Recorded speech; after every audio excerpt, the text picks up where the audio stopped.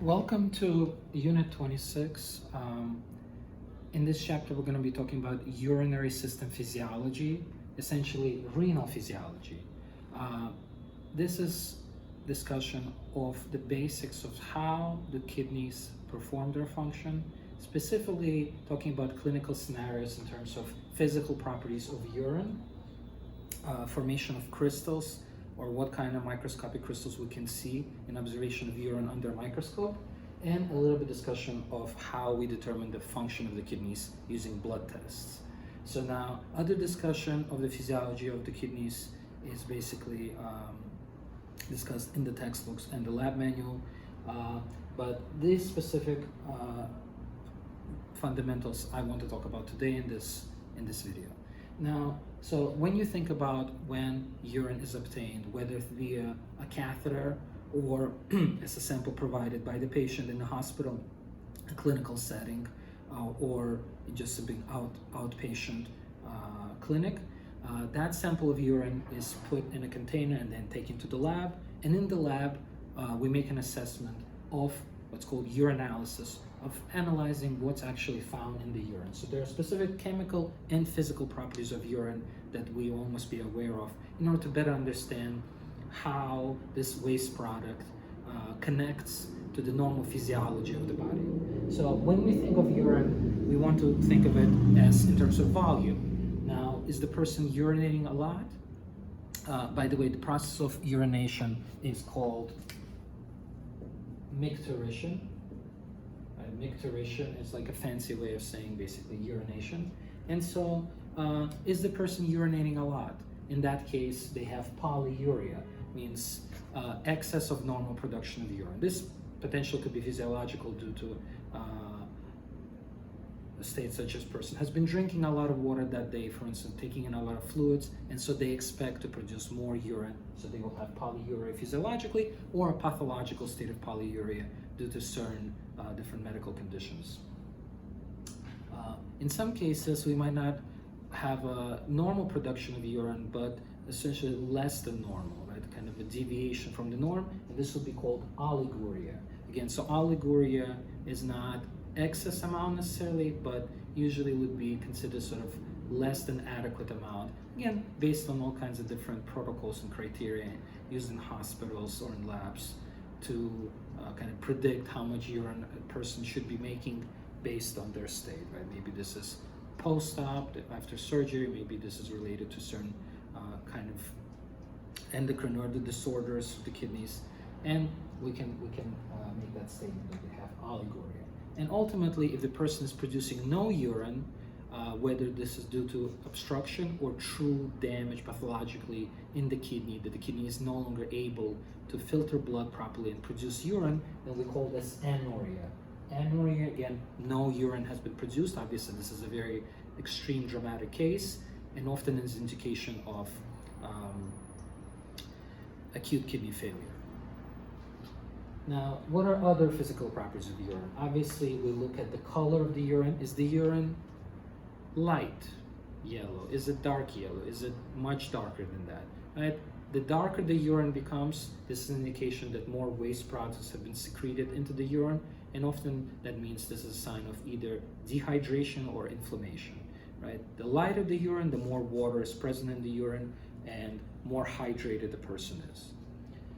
Again, there's certain other specific color abnormalities related to certain medications or intake of certain foods that can change the color of the urine, can sometimes kind of scare the patient. But overall, right, we're talking about here essentially changes based on either state of illness, dehydration, or kind of a similar type of scenario.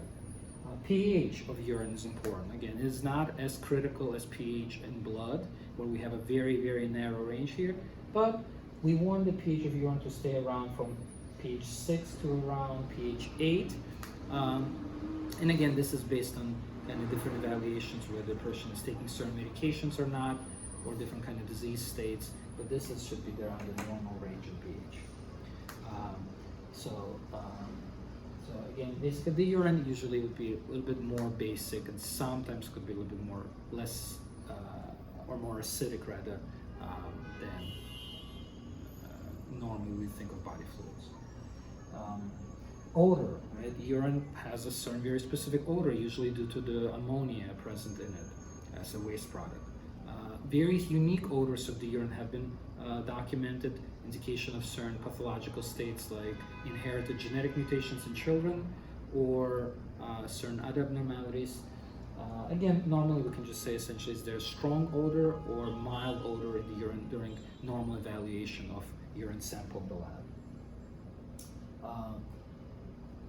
Importantly, we want to see, are there cells, like red blood cells, being spilled into the urine, right? If the kidney is doing its job properly, no red blood cells should be found in the urine sample. So, but if there is blood in the urine sample, even a few red blood cells is an indication of some kind of a hematuria or presence of blood in the urine. There now is microscopic hematuria if only a few cells are seen, and these cells are seen predominantly right under a microscope. So a patient will not be complaining of hematuria in this case because they cannot see it, right? They don't have a microscope at home that they're using to look at their urine sample. But in a lab setting where we do have these stools, we would see that. And microscopic hematuria can occur due to all kinds of different causes, whether this is minor damage inside the urinary tract in the bladder, sometimes damage due to tumors or cancers, or infiltrations in the kidneys that potentially could be pathological and leading to some spillage of blood. Also, there could be much more extreme, the gross hematuria, where enough blood has been spilled that the person can actually see it in the urine, right? Very concerning for the patient that they know they're bleeding and they would complain talking about that bleeding. So gross hematuria indicates a striking change to the urine where essentially trauma, whether due to kidney stones, a tumor growth, or some kind of other process that's somehow causing hemorrhage within the urinary tract or in the kidney, producing more blood that could be seen. Okay, so two types of hematuria, gross and microscopic hematuria to keep in mind. And last but not least, we have to talk about that other cells potentially could appear in the urine sample, such as white blood cells and others, and the presence of molecules such as protein and sugar sometimes appear in the urine as well. Again, is it normal to see protein and sugar in the urine? It is not. So anytime we see that for sugar, right, this could be an indication potentially of diabetes mellitus. So sugar needs to be retained by the body, it needs to be reabsorbed. If it's not reabsorbed, if it's spilled out because there's such an excess of sugar traveling in the blood because of failure of insulin, this could be an indication of diabetes. And proteinuria or protein in the urine is a very high indicator of some kind of a kidney pathology, damage in the nephron, damage in the glomerulus, and spillage of proteins, which again, proteins are essential for the body and should be reabsorbed. In this case, some of them are lost, causing proteinuria. Okay, and certain other molecules you can take a look in the lab, kind of in diagrams seeing which sometimes we can find in the urine but should not be found there normally. Now, one of these other things that we will sometimes find in the urine upon observation with the microscope is urinary crystals. Right? So normally they would not occur, would not be seen in the urine. Each of these crystals, again, I cannot draw them, but you'll see them in the book. You can look them up online. Basically have a very unique appearance. They're usually calcium-based, and an indication, sort of a hint to some kind of pathological state. Now, they don't always 100% indicate exactly what kind of state is taking place in the patient, as many of these crystal types actually refer to multiple different conditions. So this just kind of broadens your differential diagnosis. Basically, if we notice calcium phosphate crystals, there is some likelihood the person is undergoing some kind of a nephrolithiasis or kidney stones. So nephrolithiasis, nephromemory ischemia, LITH means stone. Kidney stones are very common. These are actually solid stones of different sizes that could be trapped inside the kidney and often are asymptomatic. However, when they begin to travel or kind of get broken down and start moving out of the kidney and pass through the ureters to the smaller passageways, obviously they can potentially scrape the internal linings of the epithelium and cause bleeding that we already mentioned before, or will cause severe pain to the patient. And calcium phosphate is a very common chemical kind of signature in crystal form for having kidney stones. Can it be something else? Yes. Okay, but for the purpose of discussion, we're gonna keep it kind of simple for kind of one example per crystal. And the crystal has a very unique appearance under a microscope that you kind of experience as a laboratory, as someone working in the lab, you would kind of notice that. Triphosphate crystals, again, also very common. These are often indication of obstructive uropathy, or basically some kind of a blockage, some kind of obstruction in the urinary tract. And this can occur pretty much almost anywhere in the tract, but essentially that this could be a blockage, maybe due to stones, maybe due to a tumor, maybe some kind of foreign body, something like that, right? So not very specific here, but triphosphate crystals, right, usually kind of associated with that, again, have a unique appearance. Uric acid crystals, kind of unique, right? It could be found in different parts of the body. In this case, this is indication of gout, which is a type of arthritis. Not the most common disorder, but less common than osteoarthritis, which is the most common type of inflammation of the joints. So in this case, uric acid crystals are depositing in multiple different joints in the body, and these crystals could be also found now inside, basically in the urinary tract and spilling into the urine, and we would see them under a microscope. And the last crystal type is the calcium oxalate. This is a very unique crystal type. This is essentially related to ethylene glycol poisoning. Ethylene glycol is basically what we know as antifreeze used in combustion engines, right, for your car, other vehicles like that. And because ethylene glycol has a sweet kind of odor, has a sweet smell, and sometimes there are cases where children have accidentally ingested antifreeze, and this is a highly nephrotoxic chemical, so it has severe known damage to the kidneys that it does. And so in the best case scenario, these crystals, if they're seen, maybe not a lot of damage has yet occurred to the kidney, but you can see and catch these crystals in the urine, right? At the more severe side, the damage could be irreversible to the kidney, causing kidney failure and damage to other organs in lethal cases as well.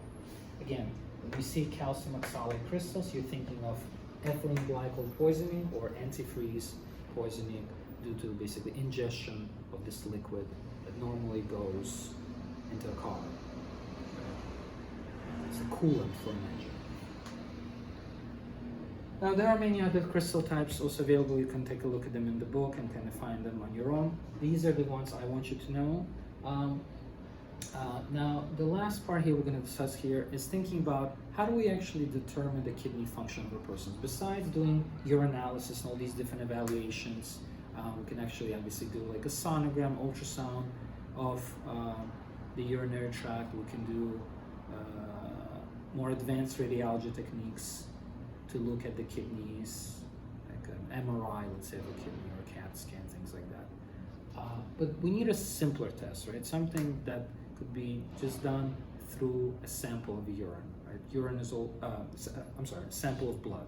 Right? Urine sample also is helpful, obviously, here, but the sample of blood, right? Blood is always collected for all kinds of tests to measure hemoglobin, measure hematocrit, measure number of red blood cells, other cells. But also we can determine something called GFR, or glomerular filtration rate, which is essentially a way to evaluate the kidney function of a person based on the clearance of different molecules. And this is specific to gender, specific to even body surface area of a person. So essentially what we need to know here is when we measure GFR, we want the normal GFR for that person, if the person has normal kidney function, to be around 100 to 120 ml per minute per body surface area.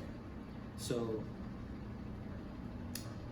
any GFR that drops below 90 is an indication of early stages of kidney damage. and then we have an entire chart where we can look at if GFR falls under 60, under 50, under 40, and eventually the lower the GFR gets to around 30 or 20 and less is an indication of a severe kidney damage where the person would need to undergo hemodialysis. So hemodialysis, right? There are two types of hemodialysis at least, the regular type and the peritoneal dialysis. Essentially, this is a way to assess kidney function, after assessment of kidney function, it has been determined that the person's kidneys are failing, so they could be placed connected to a hemodialysis machine where instead of their kidneys filtering out the blood and removing the waste, an artificial device is taking the blood, kind of siphoning it from the body, cleaning that blood, filtering it out, removing the waste, and sending the clean blood back to the body. In patients who need to undergo hemodialysis, is done multiple times a week and for years, right? It's a chronic condition to have severe kidney damage. Often it's possible to have acute state of kidney failure where hemodialysis does not need to be done forever, but these cases are rare, usually only in extreme situations like in kids or some kind of severe acute damage to the kidney that then can be repaired. But in most cases in the United States, for instance, diabetes and other severe damage to the kidneys has caused chronic damage that cannot be repaired, cannot be fixed. And in these cases, these people are chronically dependent on hemodialysis or peritoneal dialysis in order to filter out their blood. In cases where the patient's kidneys are failing completely and they're no longer are able to withstand the demands of hemodialysis, another option obviously comes is that it could be a kidney transplant or renal transplant done. Right? So renal transplant, essentially two forms: a cadaveric kidney, a kidney from a cadaver, a person who has died, could be given to the recipient, or a live donor kidney could be provided. Somebody is willing to donate a kidney to you, right? Because we have two kidneys. As long as one kidney is there, then the person should be fine. So a healthy young individual can donate their kidney to the recipient, and then that kidney would be surgically essentially implanted, and multiple types of medications to protect against organ rejection will be given continuously for the rest of the life of that person, as long as they have that donor kidney. Okay, and usually there's quite a high success rate for these organs, and they then, right, that new kidney will provide the necessary filtration abilities to filter the blood to keep the person alive. Okay, again, make sure to review this chapter, Unit 26, and look at all the illustrations and all these different aspects of kidney physiology.